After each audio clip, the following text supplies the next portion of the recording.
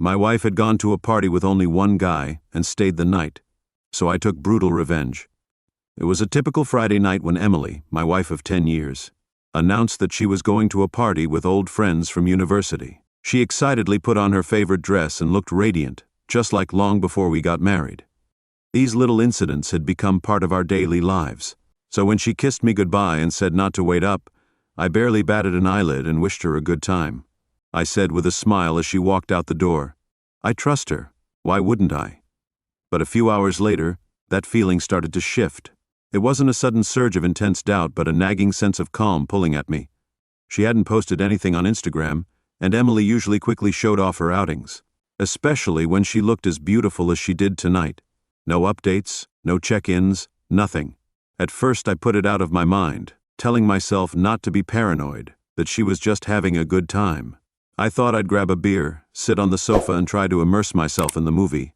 But as the hours passed, the cramps in my stomach got worse. I glanced at the clock, 1:30 a.m., and still no news. At that point, I did something I'd never done before. I opened our shared phone account and checked the text message history. It felt wrong, strange, and abrupt. But my gut told me that there was more to tonight than she was letting on, and I was right. The name Ryan kept popping up in the message history. A quick glance was enough to paint a clear picture.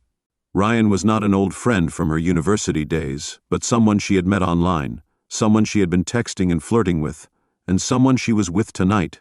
A part of me wanted to stop reading and pretend it wasn't happening, but I couldn't. When I read their messages, they weren't overtly sexual, but there was a hint of it. They joked about sharing intimate details and the words that made me cringe. "I can't wait to see you tonight.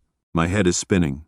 Emily, a woman I have loved and trusted for over a decade, is cheating on me, and I'm sitting at home like an idiot while she spends the night with another man." When she walks in the door at 3:30 a.m., my world has changed. Emily tiptoes in, as if she doesn't want to wake me. Her high heels click softly on the hardwood floor. Her hair is a mess and she smells faintly of alcohol. "You're still awake?" she asks. Her voice is soft but surprised. She's caught off guard. "Yes," I say. My voice is even, just a little sleepy. "How was the party?" I ask. I watch her carefully. She hesitates for a moment, but just long enough for me to notice. We were chatting with a few people, and I hadn't realized how late it was. I studied her carefully, searching for the truth behind her words. Her eyes didn't meet mine, but were busy taking off her shoes and placing them neatly by the door. This subtle avoidance told me everything, so I asked who was there, pretending not to know the answer, just a few old friends. She answered too quickly. "You wouldn't know them.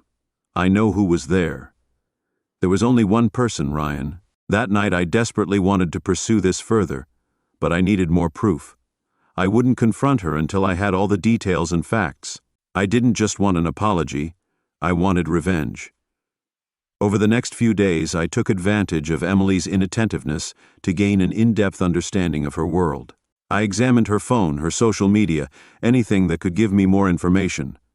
I learned about Ryan, how they met through a friend of a friend, how they started talking, and how, over time, they became increasingly intimate, with the messages becoming more and more intimate and more personal. I started piecing together the nights she went out with friends and comparing them to the text messages she and Ryan had exchanged. It all fell into place. She had been seeing him for weeks behind my back. One night, while she was in the shower, I found what I needed. The text message that sealed her fate.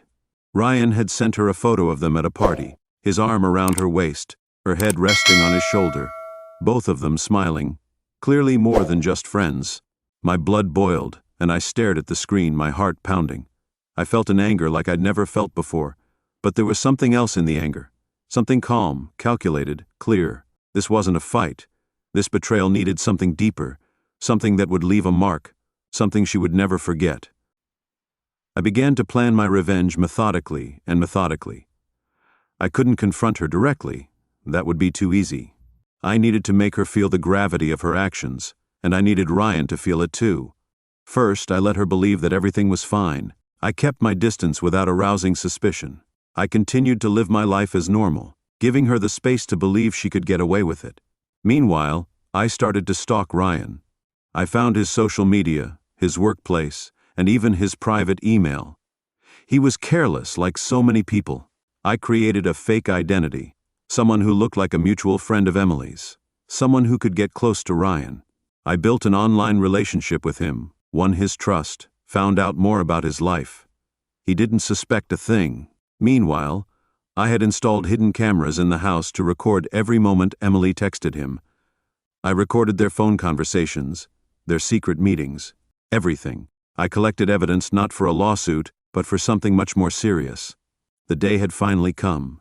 Emily went out to meet friends for coffee, and I knew she was going to Ryan's apartment.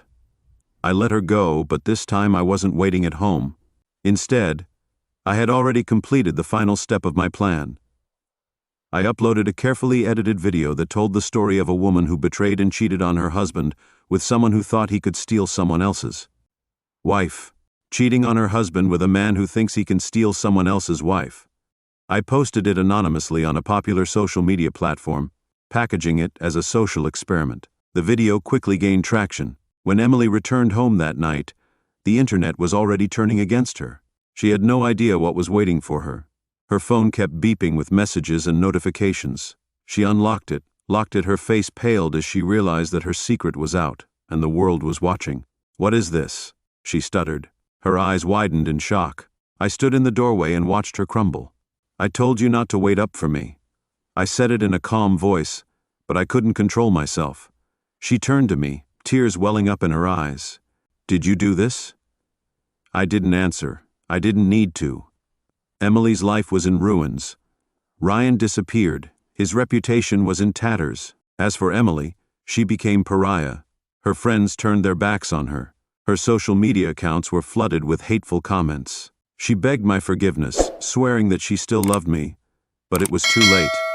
I packed my bags and left without a word. The silence I left behind was all the answer she needed.